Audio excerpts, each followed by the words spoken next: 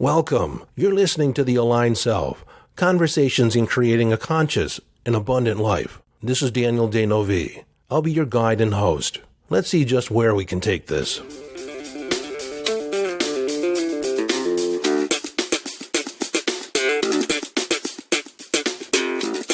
Hello, friend, and welcome back to the conversation. You know, this week has been rather interesting because we have a graduate graduating college. This week, Friday, is the commencement ceremonies, and my wife has her parents coming in from out of town.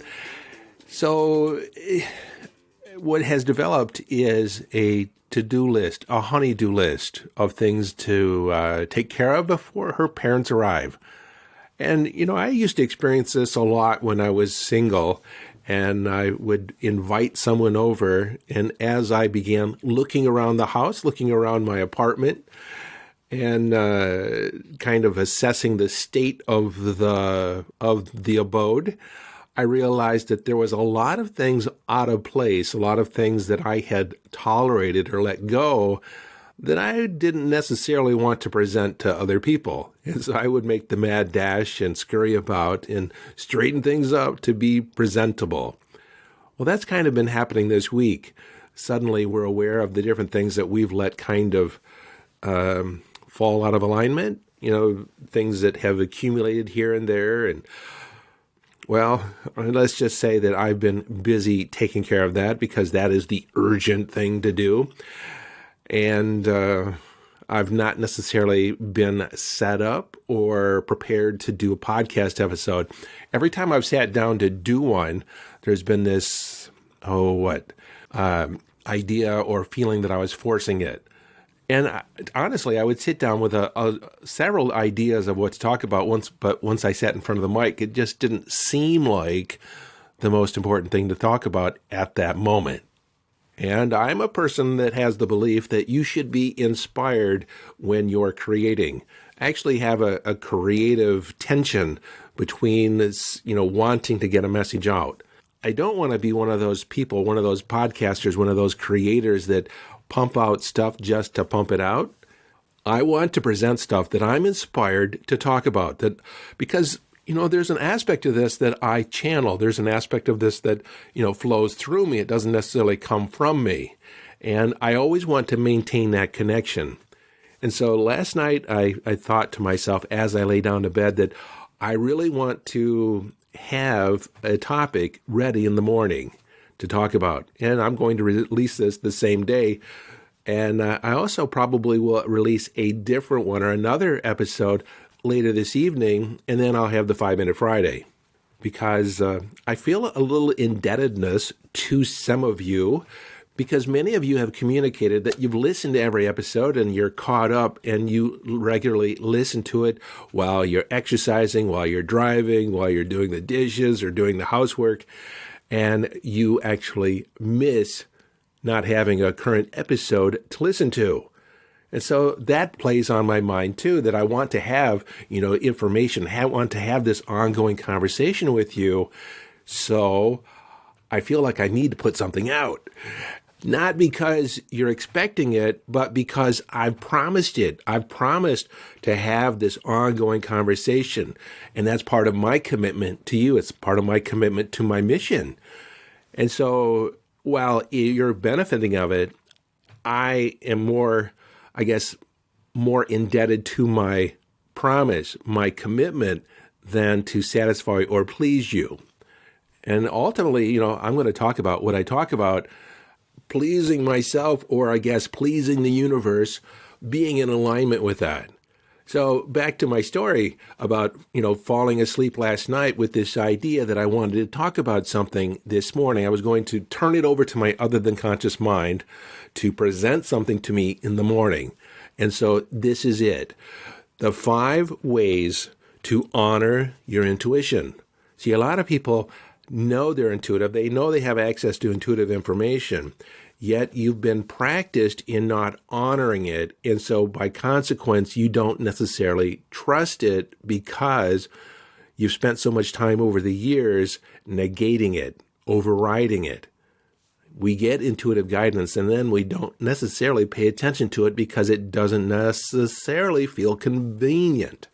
It doesn't feel like it's in alignment. We're actually afraid at some of the changes that will be created if we follow this intuitive guidance.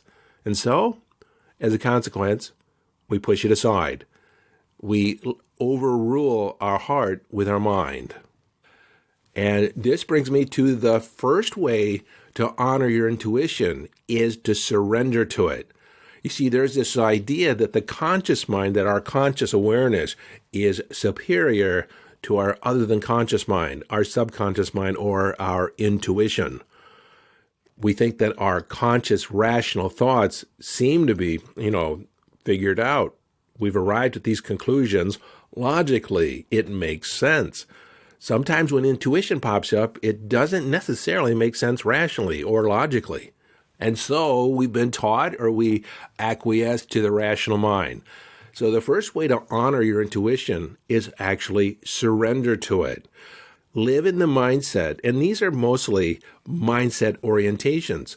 Live in the mindset that your other than conscious mind, your intuition, can see further more completely than your conscious mind can.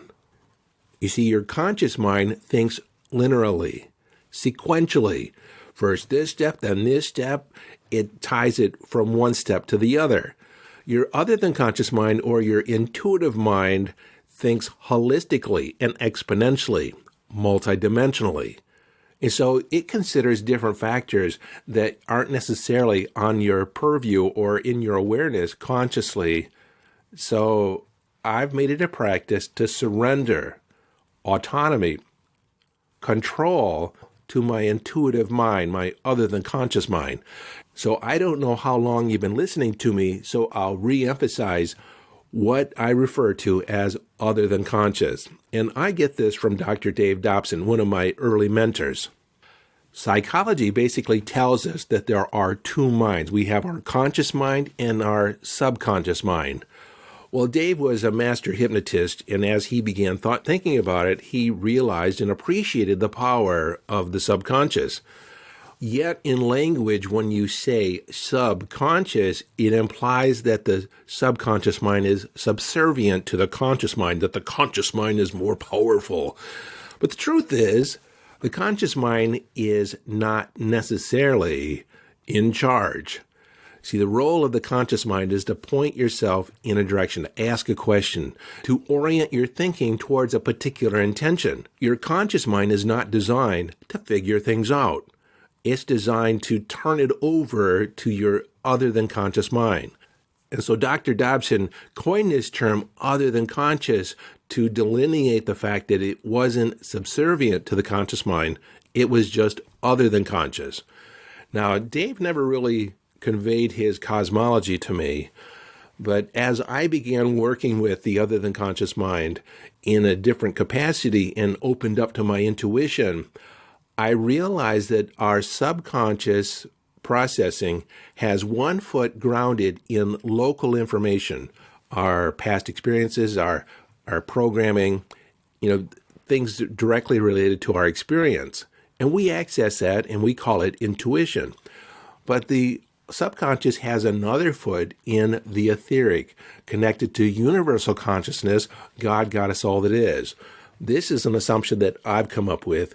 And so when I say other than conscious, I mean local information and non-local information, or tapping into the universal mind, the creative intelligence, the Akashic records, or all the field of information, the field of possibility that exists beyond the confines of your definition of yourself.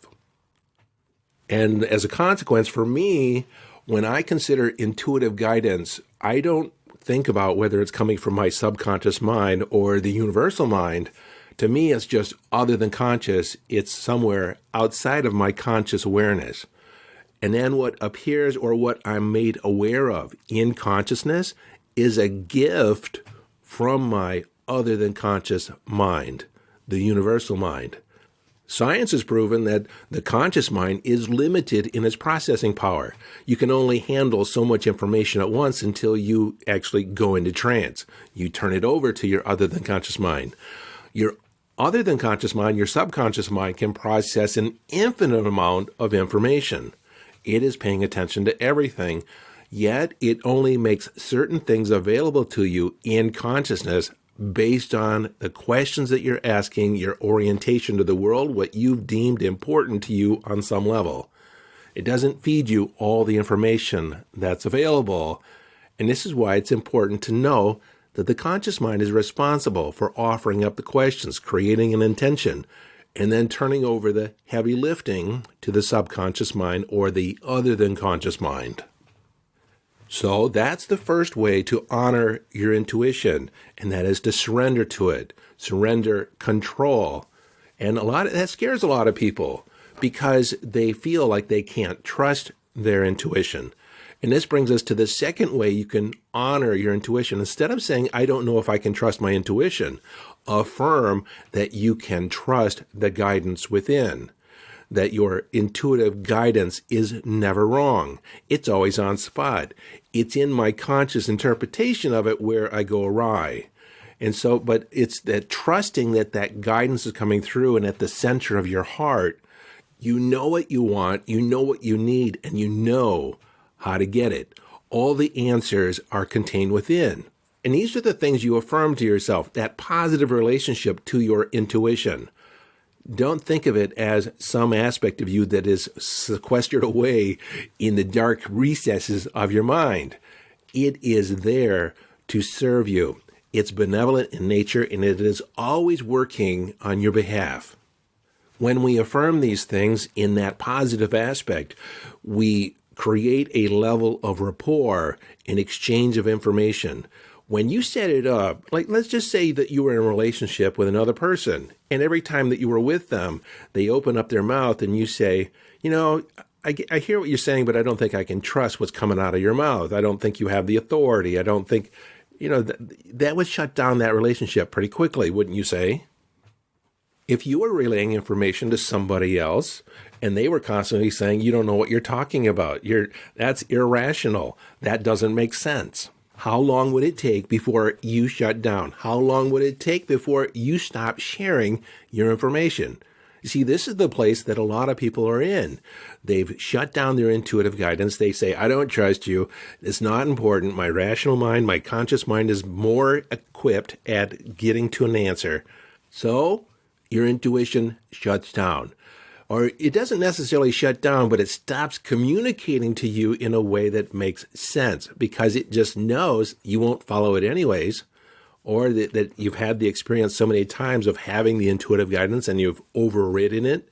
And even though it leads you, that conscious intervention leads you down a detour, creates more struggle, you think that you're working it out. Yet all you're doing is actually shutting down the main power that you have, that intuitive guidance, all the answers. You have access to all the answers, and that's something that I affirm all the time. I know in the heart of my being, I know what I want, I know what I need, I know how to get it. This is how law of attraction works, in not wondering or worrying about the how. See, our job is to point our mind, point our other than conscious in a direction, create the intention, and then we surrender up the how. You see, the other than conscious mind will figure out the how. It will communicate the how to you when you relax the conscious mind in meditation or in those moments where you shift into neutral, whether you're in the shower, driving in the car, doing housework, washing the dishes, exercising, walking. See, when we shut down the conscious mind, we open up access to the other than conscious mind to communicate to us in consciousness what it is thinking. And it will occur to us as a light bulb moment, an awakening, a hit. Yes, it's a moment of inspiration. It just makes sense. Then we get all excited about it, and then the conscious mind gets involved and ruins the soup. It wonders, how can I do that? Or that scares me. That means this will fall away. That doesn't seem right. It starts throwing in all the doubt. Doubt is not the purview or the way that your intuition communicates. It's just matter of fact. And when someone gives you an idea, gives you a fact that suddenly pieces together things, makes sense, opens up possibility, it feels exciting. It feels expansive. And so if there's something that squashes that idea, squashes that enthusiasm, it's the doubt of past programming. It's your conscious mind criticizing the idea. When something comes in an expansive, inspirational way, engage with it. And this is way or practice number 3. Engage with it, play with it, don't judge it. In that moment, be in the wonder of it. I wonder how this could come to pass. I wonder how I put this into practice. And again, this is your conscious mind playing with your intuition, offering up questions for your other than conscious mind, your intuition, to answer. How do I engage this? How do I unleash this? How do I make this possible? And it will start coming up with new and new resources for you to put in place. This is in direct contrast with that conscious process of criticizing or finding fault with the idea before it actually has legs. So you want to give it legs with this questioning. How do I put this into practice? How do I make this possible? What resources can I call in to help support this? Now, I'm speaking from personal experience here that my conscious mind shut down my intuitive guidance for years in this regard. When I was with FedEx, I intuitively knew that I was not meant to stay there. I was meant to leave. Yet, as soon as I got that intuitive impulse, my conscious mind would interject and say, I don't know what I would do if I wasn't here. I had an idea, but I don't know how to go about it. I never actually turned over those questions to my intuition. I thought, I just don't know, and so I shut it down. I shut down possibility. It wasn't until I began engaging with my intuition. I had reached a point where I wasn't satisfied anymore in the position. I said, something has to change. I don't know what it is, and this is giving up, surrendering to my intuition. I don't know what it is. I don't know how to do it. I need help. I need guidance. I'm trusting that I'll figure it out. And then as a consequence, over a short period of time, I was inspired to take different actions. And before I knew it, I had a 6-figure payday, and I was able to leave that position and start my own journey as a full-time coach. Before that, I had just done it part-time. But while that allowed me to step into this new role on this new journey, I was faced with another question that I thought I could consciously answer. And that was, I didn't even know how to begin necessarily having a full-time coaching business, because at the time when I left FedEx, there were no real coaches out there. Coaching was just an idea, and there wasn't established frameworks on how to be a coach and make money at it. And so, again, I had to figure it out. But at first, I did not surrender to my intuition. I thought I had to consciously figure it out. But again, it wasn't until I turned it over and began engaging with and playing with my other than conscious mind when I began actually getting the answers. But when I thought I had to consciously figure it out, I began to shut down. I became depressed. I became like, it just felt like it didn't work. Like I didn't have the answers. And I forgot. The answers are within. I have all the resources I need access to right here, right now. I just need to ask. And so by asking, we engage with our other than conscious mind. We play with, and we play is a big perspective on this. And this is the third way: engage with and play with your intuition. I wonder, I'm curious. I wonder if I did know, how would I go about it? I'm curious, what resources do I need to draw in order to make this possible? And then once you ask those questions, you pay attention. This is how you engage with your intuition. You ask a question and you pay attention. You get quiet. You're open to receive. And this is the fourth way to engage with your intuition. Be open to receive the information. Be open to receive the information in whatever way it comes in. What do I mean by that? Whatever way it comes in. Well, it doesn't necessarily come in with choirs singing and bells and whistles, someone ringing a bell saying, here's the answer, here's the answer. Sometimes it comes in subtly. Sometimes it comes in an indirect conversation or an indirect impulse to follow a line of reasoning. When I first left FedEx and I was trying to figure it out, when I first started this and turning it over to my intuition, I didn't have access to the internet. The internet was still fairly new. It was brand new. YouTube wasn't a thing yet. Google wasn't invented yet. And so there's ways that you can use the internet as an extension of your intuition. You follow the breadcrumbs, you follow the trails. And I was able to do some searches online, and I would have new information, and I would follow like a rabbit down a tunnel. One idea to another idea. I began making connections. I also started writing, and through my writing, I was able to get a lot out on paper. And like I've said before, I reached a point where I had written this book, and in reading it, it was a lot of disjointed ideas, and some of it was conscious, some of it was channeled. And in a moment of futility, because I felt like if I was to begin editing it, it would be like rewriting the entire book. And so I deleted it. And I just assumed that if I wrote it once, if I allow this information to percolate and gestate, ruminate inside me, that I could write it faster the second time. It already came through me. I can write it again. I can write it better. And so that's what I've been doing. But to answer that question, how many different ways can intuitive guidance come into you or through you or arrive at your attention? It can show up in a song, the lyrics of a song. It can show up in a book. I've often gone to my bookshelf with a question, and I just kind of close my eyes. Sometimes I move my arms around, and like pinning the tail on the donkey, that children's game, I point to a book, I pull it out, I open it up, and I put my finger down on a page, and I'm assuming that the guidance is there. Sometimes I read it and it doesn't make sense, so I think maybe I'm just in the neighborhood of it, so I'll flip a few pages forward, a few pages backwards, and there it is. I find the answer. Other times it's been a conversation that I've been a party to, or actually a conversation that I've overheard. Somebody said something that suddenly my mind was drawn attention to. And again, this way of honoring your intuition is paying attention.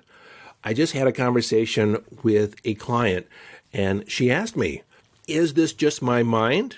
I noticed these angel numbers, and I noticed these synchronicities. And I wonder, is it just my mind, or is it the universe communicating to me? And I said, the universe is always communicating to you. If something pops into your awareness, if you're suddenly aware of it, this is, again, a gift from your other than conscious mind, because your conscious mind is a receiver of ideas. It doesn't generate the ideas. And so if you see something in your environment, the repeating numbers, sometimes it's just there to remind you that you're connected to universal mind. You're noticing the patterns. You're noticing the synchronicities in life. And sometimes that number is supposed to mean something to you, that you have guidance and you can actually look it up. If you're called to look it up, what does 333 mean? Or what does 555 mean? What is this angel number? What's the meaning? And then you read it and it makes sense to you. It's like, oh, that makes sense why I'm seeing this repeating number. Then it had a deeper meaning. Other times it's just conveying that you're connected to the universal mind. And these numbers occur all the time. But when they're brought to your attention, when you're consciously aware of it or of anything else in your environment, what you're consciously aware of in that moment, again, pay attention and ask the question, what is the deeper meaning here? What else could this be conveying to me? If this was intuitive guidance, what does it mean? What could it mean? This is where you begin to play with life. Remember, engage and play with your intuition. You play with life in a symbolic fashion, that the universe is always symbolically conveying to you your path, your guidance, your inspiration. I can remember one time when I was trying to figure it out, trying, really efforting on trying to figure out the solution to a problem. Something that was going on in my life at the time, and it was raining. And I was looking out the window kind of at the rain, and I began noticing the raindrops began pooling on the window and forming a little river as it flowed down the glass.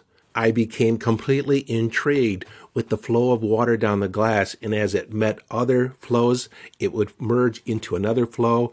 So there's all these different flows of water flowing down the glass and merging together and coalescing at the bottom. And I realized that was the answer to my question. I was paying attention. I wondered, what does this mean intuitively? Since I was aware of it, I was efforting too hard. I need to just go with the flow of it and see where it took me and then merge with that idea and wait for other ideas to merge with that. I didn't have to figure it out. I could just go with the flow where I was right then. And then everything unfolded like magic after that. See, when we're efforting, when we're struggling, we're too conscious about it.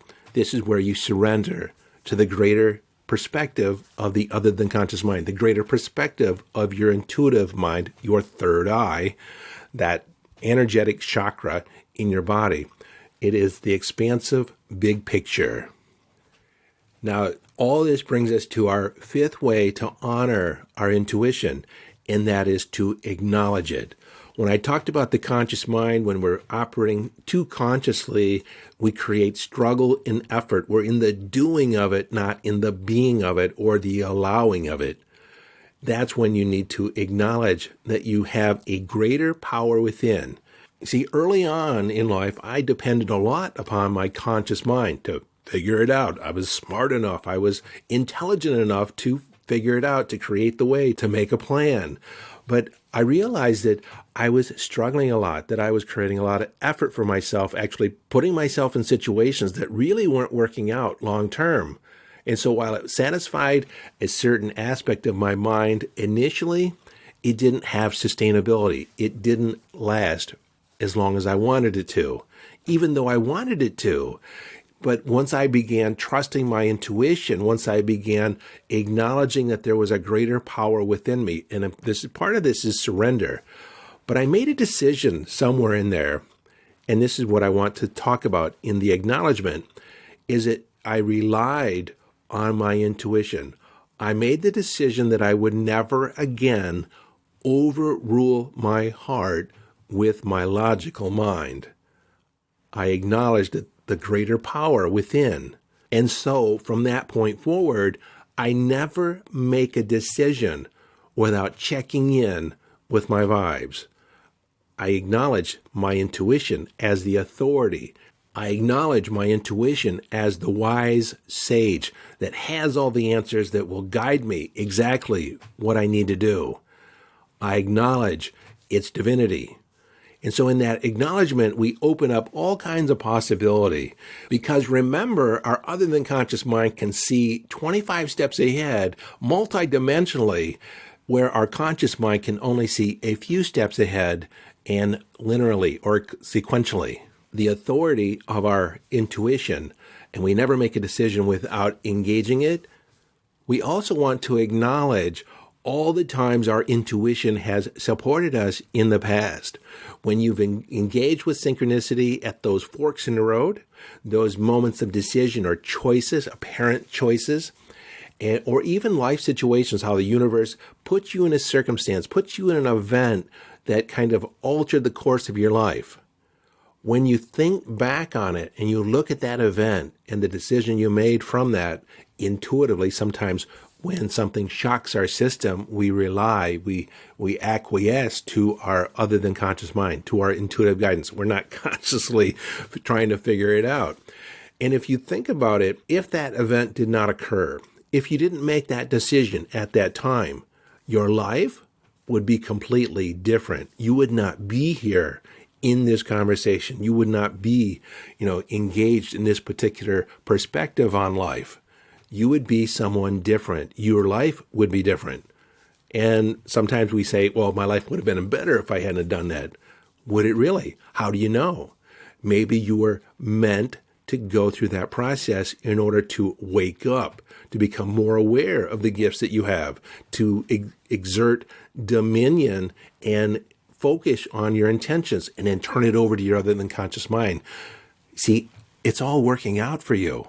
Your intuition is here to serve you, and it will serve you well.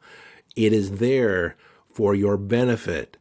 And when we acknowledge its divinity, acknowledge its intention, surrender to this greater perspective, be open to receive, and we constantly affirm, I trust myself. I trust my intuition. I know that it's here to serve me. And then engage with it, play with it, see where it takes you. It's a grand adventure. It is the epic adventure. Well, that's it for this episode. I just gave you 5 ways to honor your intuition. Put them into practices, and you will see a profound difference in your relationship in having that inner rapport, that inner connection to your intuitive guidance. Until next time, this is your friend and host, Daniel Denovi, urging you to follow your bliss. Live your life from inner signals as you engage in the epic adventure.